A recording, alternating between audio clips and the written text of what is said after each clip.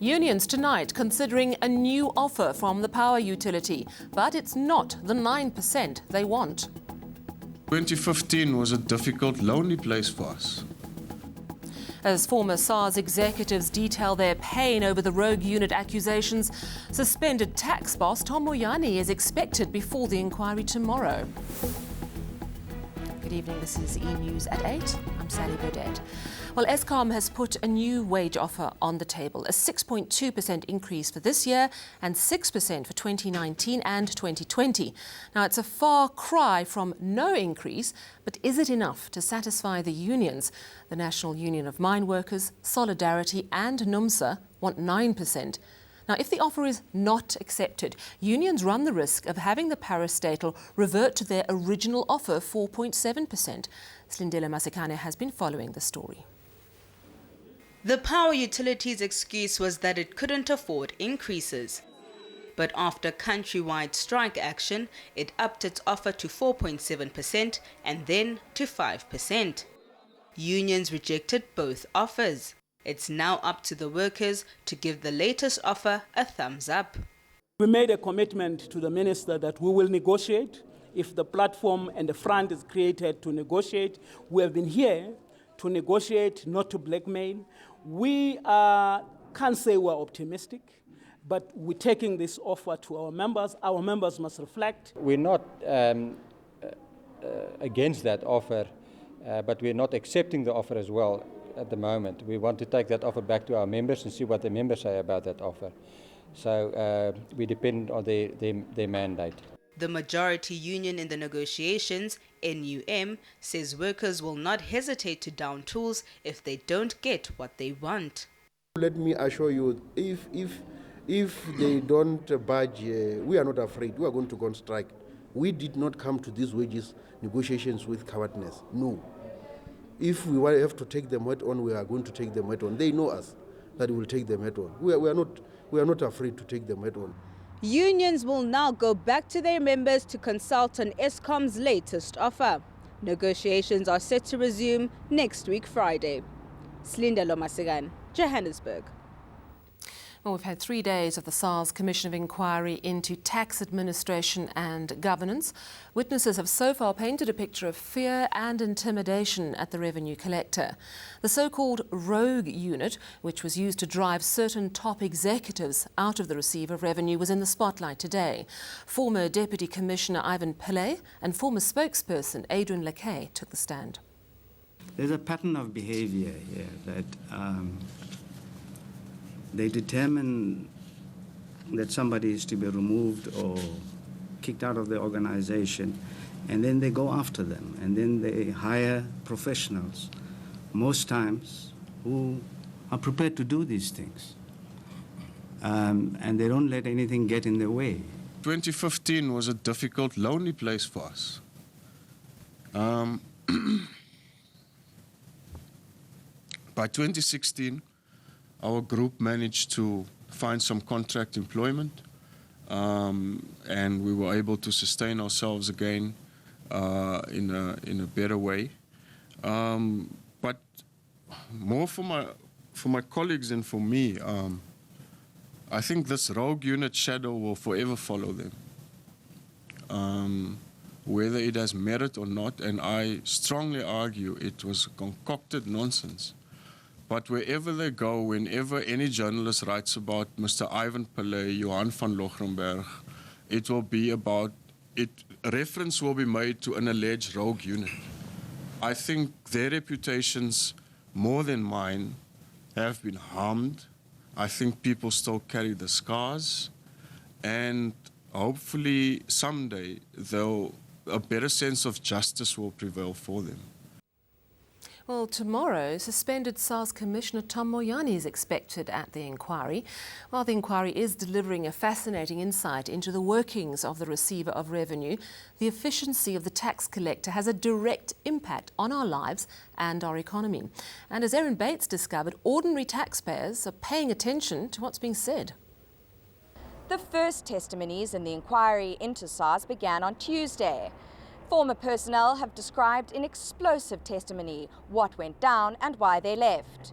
We took to the streets to ask South Africans a simple question. So what? So with the inquiry, we want to actually be informed how does SARS work, and in terms of the rogue unit, why was it there and what is it for, and Moyane as well. I think there was a lot of corruption. I think cases had been swept under the carpet. I think people were appointed in positions, unqualified people, simply because they took part in the struggle. What does it matter to us if the Revenue Service is in trouble? Well, because it's our money that's been spent by SARS. It actually undermines the kind of financial industry to a certain extent, especially when you look at foreign investment and the fact that they're looking to institutions like the government institutions to have some sort of credibility. People are very aware of where tax hits home. It's just to cover up on what has been stolen, and now the tax has to go up. We suffer on the petrol price. Transportation has to go up because of that corruption. Several say there's a quid pro quo when it comes to taxes. They must take care of us as much as we're taking care of them. It's just a thing of using the money correctly, accountability, responsibility, just doing things right. Erin Bates, Johannesburg. Let's go to Cape Town now, and the legal battle between Mayor Patricia de Lille and the DA is far from over. De Lille is trying to get the courts to compel the DA to provide her with the evidence of wrongdoing the party says it has against her. Now, the matter brought before the court in February was scheduled to be heard today. Instead, it's been postponed to November. Now, this relates to the so-called Steenhuisen report, which the DA plans to use in its disciplinary proceedings against the mayor. In it, de Lille is accused of being a bully, an autocrat, and a leader who turns a blind eye to maladministration. Now, de Lille rubbishes these claims. She says the DA is delaying this process by failing to abide by a deadline to submit its replying affidavit. The DA denies this, saying de Lille has conjured up her own deadlines. They only submitted their replying affidavit yesterday afternoon on the 27th, 24 hours before the court had to meet. Well, to another DA mayor, and the mayor of Tshwane, Solim Simanga, has been cleared of any wrongdoing in the appointment of the city's former chief of staff. Marietta Okamp resigned from the position in May amid controversy over her qualifications. Now, today, an independent report found she lied about having a degree. The ANC believes there's been a cover-up to protect the DA mayor, who was part of the interview panel. Leranzo Temba reports that the matter has exposed cracks in the city's HR systems. While she may have resigned, a report into how Marietta Okamp landed her 1.2 million rand a year job is quite damning. It found she lied about holding a BTech degree when applying to be chief of staff, a position she was acting in for 6 months. The appointment of chief of staff, both in acting capacity or on contract, was irregular and not in line with the job requirement or our HR policies. But Okamp was shortlisted from a list of 17 candidates, thanks to a senior human resources director and 2 officials who sidestepped city hiring protocols. They also failed to inform the interviewing panelists. What happened here was wrong.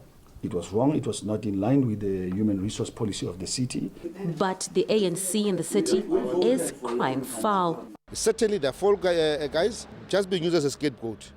Where did the instruction come from? We did not raise the matter with HR. We raised the matter with politicians at the political level in council in 2016, when she was still acting.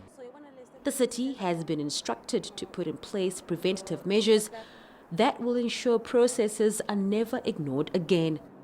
The report further clears Mayor Solim Simanga of any wrongdoing. He was previously accused by opposition parties of pushing for Okamp's appointment. Okay. So you will miss her, it would seem.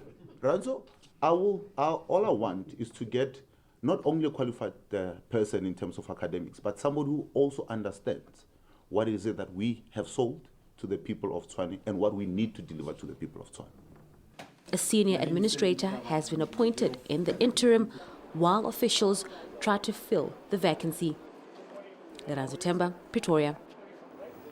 Well, qualifications and who gets the job are at the centre of a storm at the University of Cape Town. The institution has been taken to court by a group of black academics.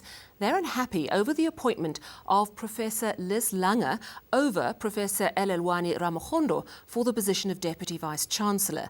Now, the case brought by the Black Academic Caucus aims to highlight the problem of institutional racism at the university. But UCT says it's confident with its appointment of the associate. Artinasi has the story. Professor Elelwani Ramakgondo is no stranger to UCT, with 2 decades of experience. She's even served as special advisor to the Vice-Chancellor on transformation. But she didn't get one of the top jobs at the institution when she applied. Her lawyer says the appointed candidate was lesser qualified. As a candidate who was grade A during the selection process and someone of her caliber with experience of approximately 20 years at the University of Cape Town, she obviously does feel that she was overlooked. But not only that, there were other black South Africans who were just as qualified as she was, who were not appointed. The Black Academic Caucus is raising legal funds for this case and other black academics who may need support. The reason why we felt that it was important was because this is a strategic position. The current protests about curriculum change, which is at the core of what students are asking must change about higher education, is precisely where we need leadership, and we need strong black leadership. The university says it stands by the appointment, which was supported by the selection committee, council and senate. It says the appointment process was fair, transparent and above board. Artie Narsi, Cape Town. Still ahead on eNews, good news for the mother city. Cape Townians have managed to save water and push day 0 back by at least 2 years.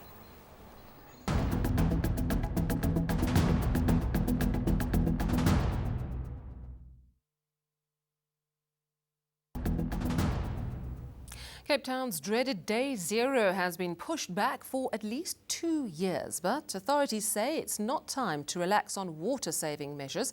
Tiam Tongana reports. Over the past 2 to 3 years, the Western Cape has been grappling with drought. The city of Cape Town embarked on various campaigns and methods to try to save the little water in its dams.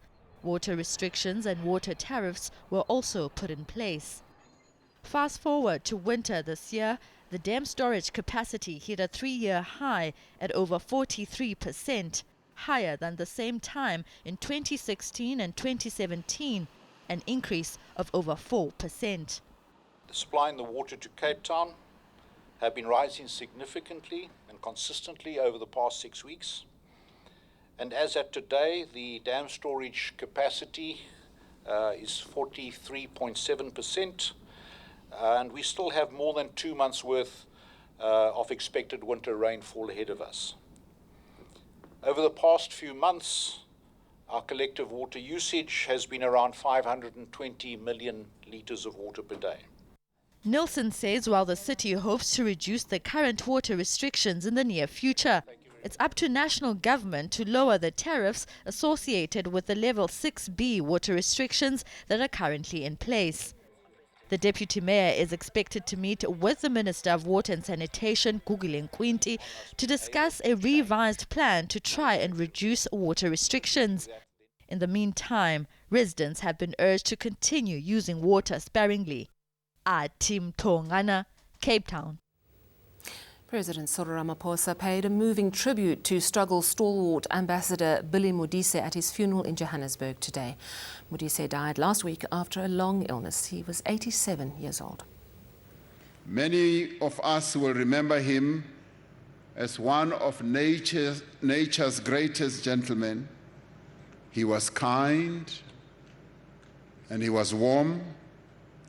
This warmth and kindness was expressed towards everyone, no matter their background. News from further afield, at least 15 people have died and 70 are injured after a fire broke out at Nairobi's Gikomba market. 4 of those killed were children. Officials are still investigating the cause of the blaze, but witnesses say they heard explosions from gas canisters. Now, the fires destroyed many of the market's wood stalls at the city's second-hand clothes and vegetable market. This comes less than a year after another blaze destroyed much of the country's largest open-air market. We have lost about 15 Kenyans. 5 are in the hospital and in the mortuary, but 9 are still trapped in the buildings. The reason why they have not been collected is because we want to confirm the safety of those buildings. Because we understand there are a lot of, there are still gas cylinders and they are still bursting. In addition, we have, I can confirm about 70 casualties who have been received at Kenyatta National Hospital. They are under treatment.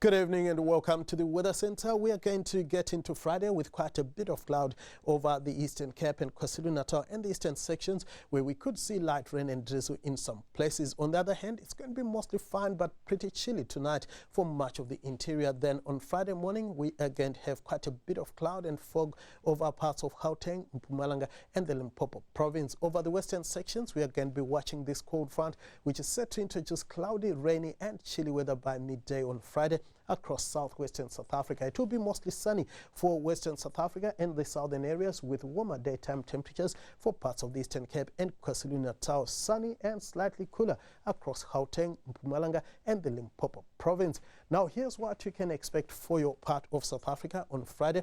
It's going to be mostly sunny for much of the Northern Cape with mild daytime temperatures. Chilly, however, for Sutherland with light rain expected towards the afternoon hours. It's going to be cloudy, rainy and cold for much of the Western Cape, with Cape Town and Langaban managing highs of just around 14 degrees. Mostly sunny skies are forecast across the Eastern Cape, with top temperatures here lying in the upper teens and lower 20s. Similar weather can be expected across KwaZulu-Natal, where it's going to be mild to warm for your Friday.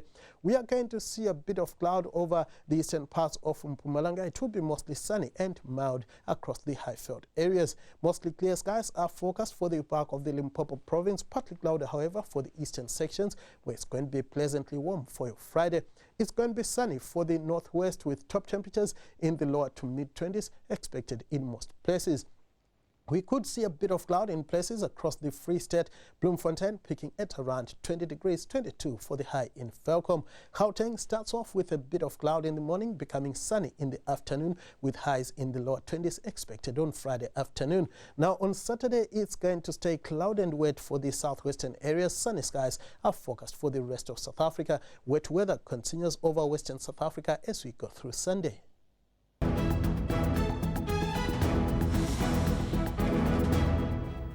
And finally, music and dance are a staple at any Egyptian wedding. People hire belly dancers or local musicians to serenade their guests. But 15-year-old Abir Magdi is taking it to a new level. She performs rhythmic stunts with her horse. It's a skill that isn't easy to master. Some moves require the horse to dance from side to side. Magdi has to do a lot to maintain her balance. The pair mainly hired to entertain people at pre-wedding celebrations in Egypt.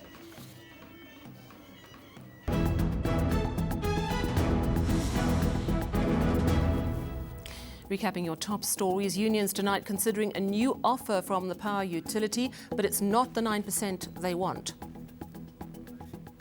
2015 was a difficult, lonely place for us.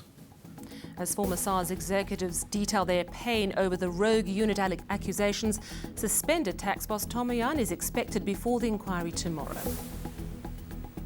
And that's your news from me and the team. Good night.